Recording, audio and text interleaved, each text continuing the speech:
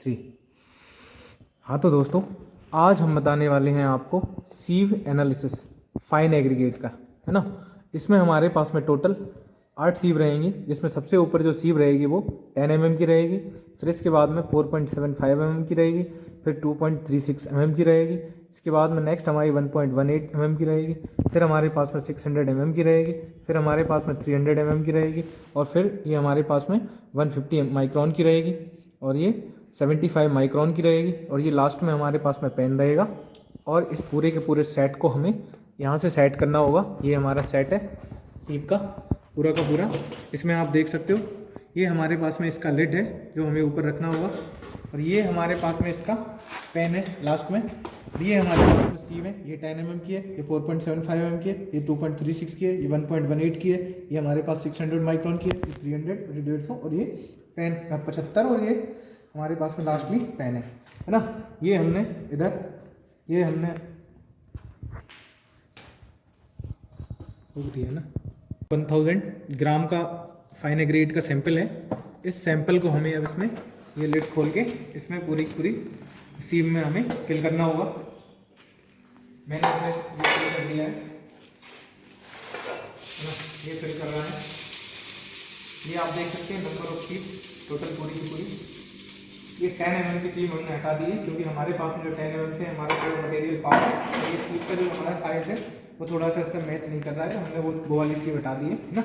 ये बाकी जो सीव बची हुई है वो पूरी की पूरी है। ये हम इसमें आपको करके दिखा रहे हैं। तो ये हमारे पास में सीलिंग करेंगे।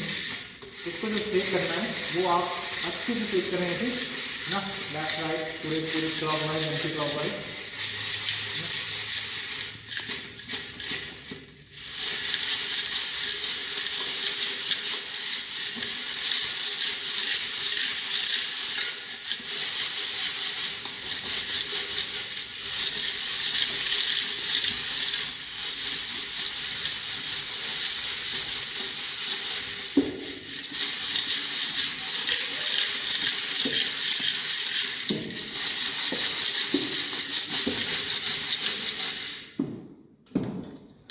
ये हमने इसे चेक कर लिया है। अब हमने इसमें ये देखना होगा कि इसको हमें इसको खोलेंगे, इसको लिड को हमने खोला। अब इनमें जितनी भी जो सीव्स हैं हमारे अलग, इनमें कुछ परसेंटेज रिटेंड हुआ है। हमें इनका सबका वेट लेना होगा। ये जो वेट लेने के लिए हमें इसमें अलग अलग आप ये देख सकते हैं, ये हमारे पास में एक टेबल है। इस टेबल में हमारे पास में अलग अलग मैंने कॉलम बना रखे हैं, एक सीट बना रखी है। इसमें ये रिटेंड वेट रहेगा पूरा का पूरा, यहाँ तक डिफरेंट सीव्स का जो रिटेंड रहेगा उसमें से मुझे परसेंटेज ऑफ रिटेंड निकालना होगा। रिटेंड निकालने के बाद में उसी का मुझे क्यूमुलेटिव परसेंट निकालना होगा।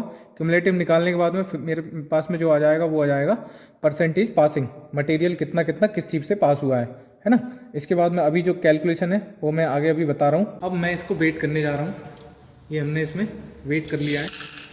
ये हमारे पास में 4.75 की सीव के ऊपर जो वेट आया है रिटेंड वो आया है, आप देख सकते हैं 17.5 ग्राम, है ना। ये हमारे पास में अब 2.36 mm की सीव के ऊपर जो रिटेंड वेट है वो हमने यहाँ पे लिया, तो वो आया है लगभग हमारे पास में 17.5। ये भी लगभग उतना ही आया है जितना ऊपर वाली सीव के ऊपर था। हाँ, तो ये हमारे पास में 1.18 की सीव का ऊपर जो रिटेंड वेट है वो हम अभी लेने जा रहे हैं। तो ये हमारे पास में आ रहा है लगभग 85 ही है वो। हाँ, तो हमने ये इसे 0 सेट कर दिया है। अब हमारे पास में ये 600 माइक्रोन की जो सीव है उसके ऊपर जो पासिंग मटेरियल है वो हमें रिटेंड करना होगा।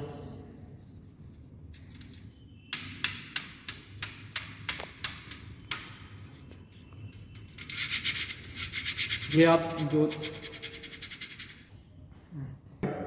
वो आ रहा है 277.5 ग्राम, पास में 300 का वेट है।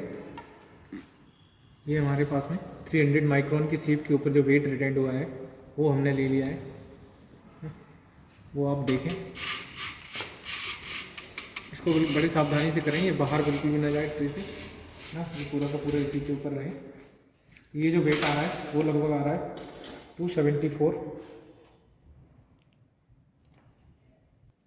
हाँ तो दोस्तों, ये हमने पूरी की पूरी वेट ले लिया है डिफरेंट सीप के ऊपर। ये हमने वेट पूरा का पूरा ले लिया, इनको ऐड करके हमने देखा तो ये 1000 ही आ रहा है। अब मुझे इनका परसेंटेज वेट रिटर्न निकालना होगा। परसेंटेज वेट रिटर्न निकालने के लिए मुझे सबसे पहले क्या करना होगा, अब हमें डिफरेंट सीप पे निकालना है। तो मैंने पहले 10 mm पे देखा, तो 10 mm पे हमारे पास में कोई भी चीज़ रिटर्न नहीं हुई थी। तो रिटर्न वेट निकालने के लिए, परसेंटेज रिटर्न निकालने के लिए मुझे क्या करना होगा, जिसमें जितना वेट रिटर्न हुआ है वो ऊपर रखना है, डिवाइड बाय टोटल हमारे पास में कितना है। तो टोटल हमारे पास में 1000 था, 0 डिवाइड बाय करेंगे तो वो हमारे पास में 0 ही आ जाएगा। तो ये हमारे पास में 0% आ गया। नेक्स्ट अगर मैं देखूँ यहाँ पे, तो आप देख सकते हैं ये 17.5 डिवाइड बाय 1000 इंटू में अगर आप करेंगे तो ये हो जाएंगे आपके पास में 100। तो ये इससे ये कटेंगे तो ये हमारे पास में जो परसेंटेज निकल के आएगा इसका 1.75% निकल आएगा। ऐसे ही आप डिफरेंट वैल्यूज़ के परसेंटेज निकाल सकते हैं, मैं करके बता दिए। तो मैं आगे नेक्स्ट को लिख देता हूँ सबको परसेंटेज।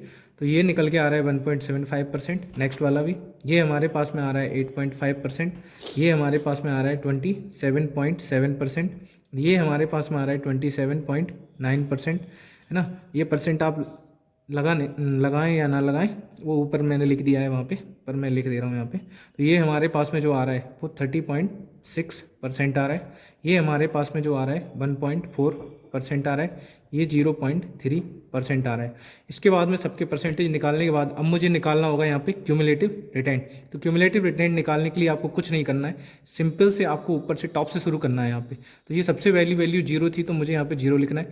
इसके बाद में फिर मुझे इसमें यही वैल्यू नेक्स्ट वाली में ऐड करना है। हाँ तो दोस्तों, ये पूरी कैलकुलेशन करने के बाद में अब हमें इस सॉइल का, ये हमारे पास में जो फाइन एग्रीगेट है, उस पूरी फाइन एग्रीगेट सॉइल का हमें जॉन डिसाइड करना होगा। एक्चुअल में हमारे पास में जो है अभी सैंड है ना। हमें इस सैंड के जॉन डिसाइड करना है कि हमारी जो सैंड है वो किस जॉन की है ना।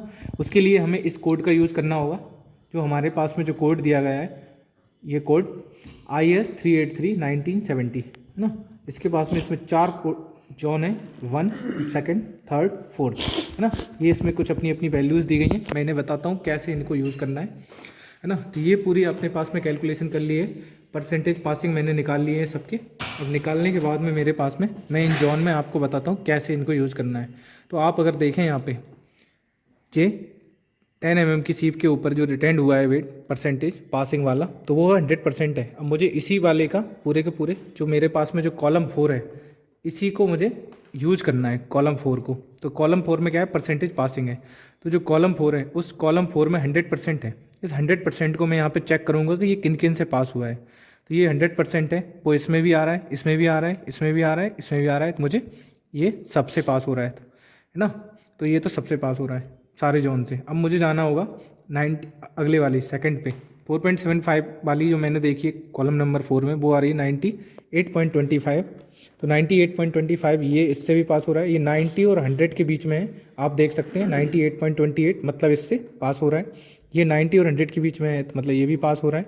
ये हमारे पास में 90, 100 और ये भी, तो ये चारों के चारों जो 98.25 है वो चारों जोन से पास हो रहा है, ठीक है।